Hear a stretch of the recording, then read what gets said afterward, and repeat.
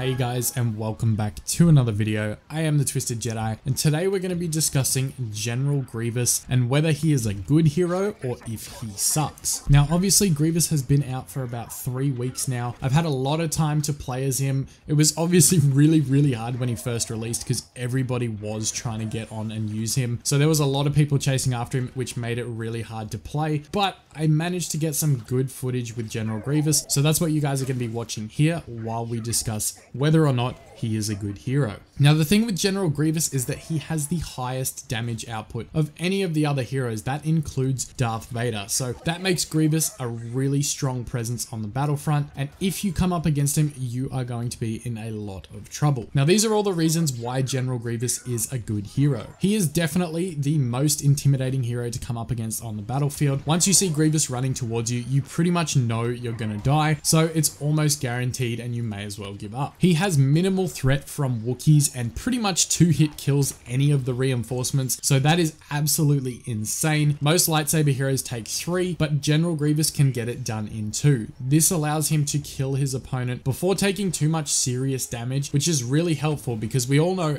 how annoying those Wookiee warriors can be. As for coming up against other heroes, the blaster heroes, he can 3-hit them from behind. He does extra damage when hitting someone in the back, and this includes heroes. So I've been playing rounds of heroes versus villains with him, as well as GA, and every single time you come up behind another hero, it is over within 2 to 3 seconds, and it's pretty much 2 to 3 swings of his lightsaber and they are going down. The blaster heroes more specifically, they will fold in almost 2 hits. You'll need a little bit more from the 3rd hit, but that is still absolutely insane. You think of the other lightsaber heroes and how many times they have to hit a blaster hero to take them out. General Grievous just absolutely dominates anyone he comes up against, so that is another reason why he's really powerful in the game. Not only this, but he also has the best star card lineup, I believe, out of any of the heroes. Not only does he have a health on kill card, which is what we wanted from the start, we have a bonus damage card for him. As if he didn't already do enough damage, he now gets bonus damage as well because of another star card, and on top of that he has a higher health regeneration star card, which pretty much allows him to stay alive for longer as long as you don't go charging into any large enemy groups. Being able to health regen a lot higher than other heroes means you can stay alive longer in heroes versus villains and GA.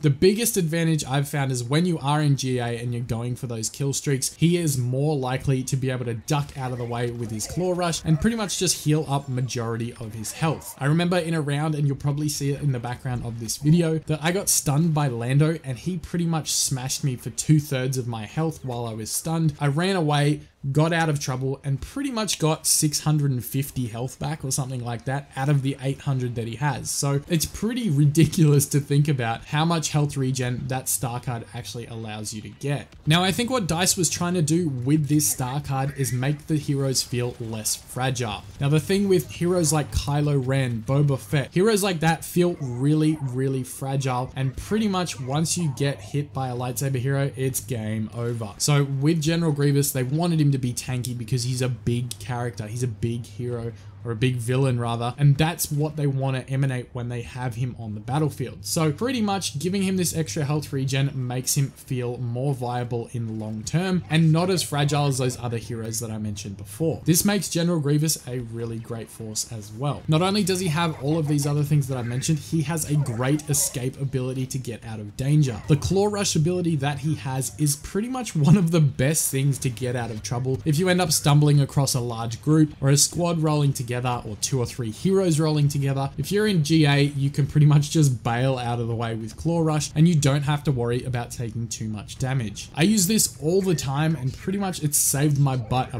bunch of times during gameplay, and it not only does it do that, but it's also an offensive maneuver. You can use it to attack enemies or creep up on someone, close the distance. It has so many functions as an ability that it is so useful during the game. On top of all of this, talking again about his damage output, one of of the most frustrating things when you're playing a hero is things like speeder bikes, AT-RTs, and vehicles. Now, General Grievous is an absolute beast when it comes to taking on vehicles. The AT-RT, if you jump and hit the driver in the head with his lightsabers, it's practically a 2-hit kill. It's 3 or 4 if you're actually attacking the legs of the AT-RT, but if you guys are playing it, try jumping up in the air and hitting the actual person driving the AT-RT. I feel like it's definitely a lot quicker than attacking the legs. Now, I can say all of this and these fantastic things and all these strengths that he has, but of course he is going to have some negatives as well. Now, the first thing I'm going to talk about are his other 2 abilities. Unrelenting Advance does not always block the shots that are coming in. I've seen times where it does work and it blocks absolutely everything, and if it did that every single time and was reliable, it would be a fantastic ability. But the problem with it is that it doesn't always block everything, and it really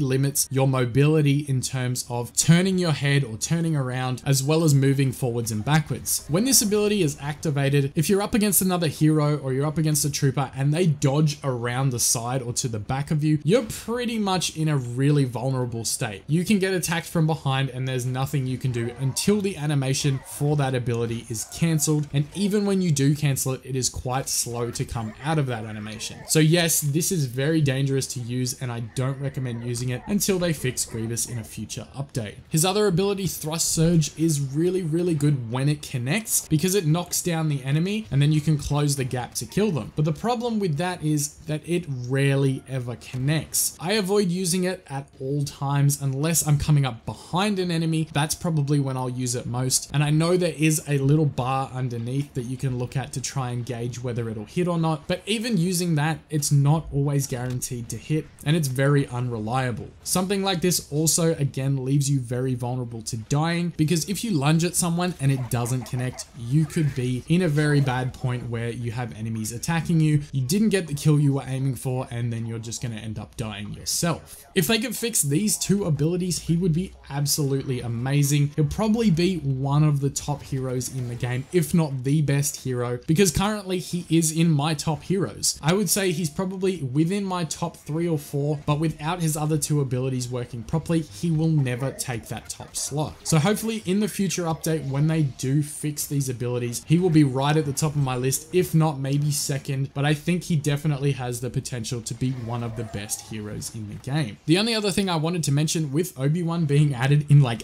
8 days time, which is ridiculous how close we're getting, I think he could be really good as well, but he's going to be more of a defensive style hero. We know this from previous tweets and things like that, so hopefully General Grievous will still be able to be right at the top of that list, and if not, Obi-Wan may just be up there with him. I'm curious to see how Obi-Wan plays and what his abilities will be, so if you guys have any ideas of what you think Obi-Wan's abilities could be, drop them down in the comments below. Anyways, I'm going to wrap up the video here. Let me know all your thoughts on what I've said about General Grievous. This has pretty much just been an overview on my thoughts of how he plays and what they could do to fix him, and as well as a few little tips in there that you guys can utilize when going for kill streaks with Grievous, so I hope they helped as well. Anyways, if you guys are new to the channel, make sure to subscribe for future Battlefront 2 videos, and you guys will see a lot more content in the future with Obi-Wan coming so soon. I'm gonna get out of here, guys. Thank you so much for tuning in. I am the Twisted Jedi, and may the Force be with you always.